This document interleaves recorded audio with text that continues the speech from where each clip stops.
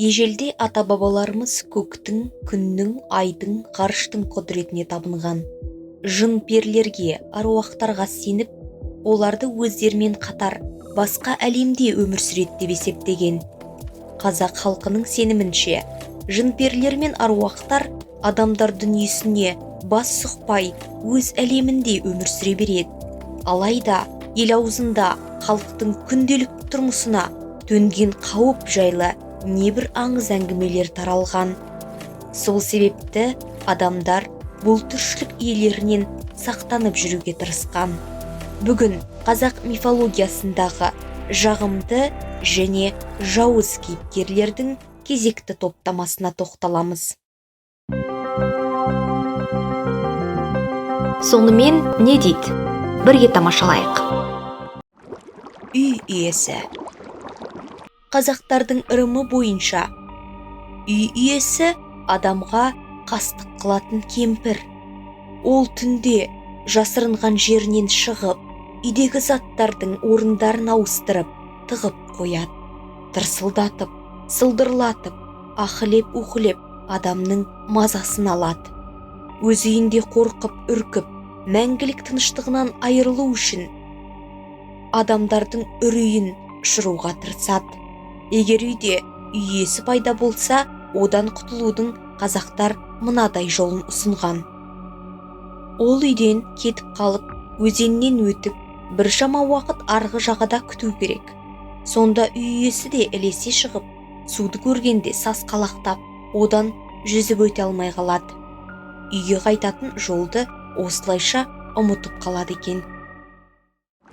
Ызықтар.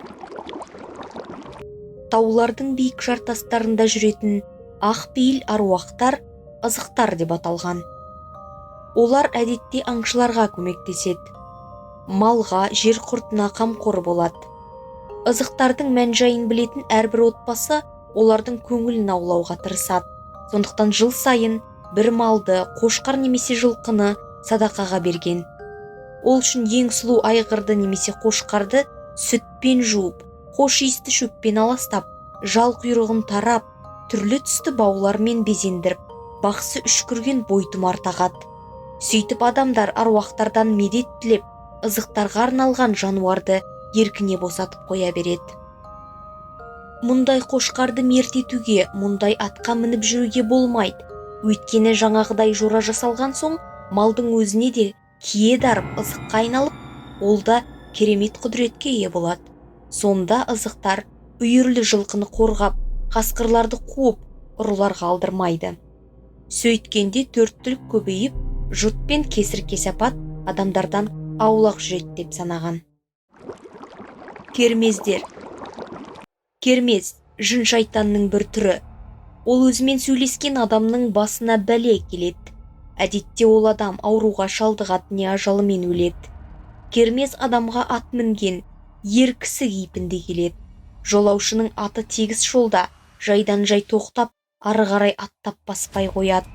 Жылқы өзінің алдында кездескен жын шайтандарды сезеді. Мұндайда тек от жолды тазалап аша алады. Егер адам осындай жын жайлап, сайтан иектеген жерлерге тап бола қалса, әлдеқайдан бір дыбыстар, мысықтың мияулағаны, жапалақтың жалпылдағаны, бұрын өлген достары мен туыстарының дауыстары естіледі. Бұл да жаман ырым, бәле жаланың белгісі. Кермездер кешке қарай, күн батар шақта адам тіршілігі саябырлаған кезде жанданады. Ұйқы кезінде денеден ажырайтын адам жанын ұрлап алғысы келеді. Сондықтан қызыл іңірде ұйықтауға болмайды. Бұл мезгілде кішкентай балалардың жылауына болмайды. Өйткені жын шайтан қорғансыз нәрестенің дәрменсіз үнін естіп қалып, түнде келуі мүмкін. Кермездер ауылда тұратын адамдарды ектеп билеп алмас үшін ауыл сыртына сүт шығаруға болмайды. Олар кешкі іңірде көрінбес көлеңкелер болып кезіп жүреді. Достар, егер видео ұнаса, міндетті түрде лайк басып, каналға жазылып кетіңіздер. Себебі осы арқылы ары қарай каналға шыққан қызықты әрі пайдалы видеоларды көре аласыздар.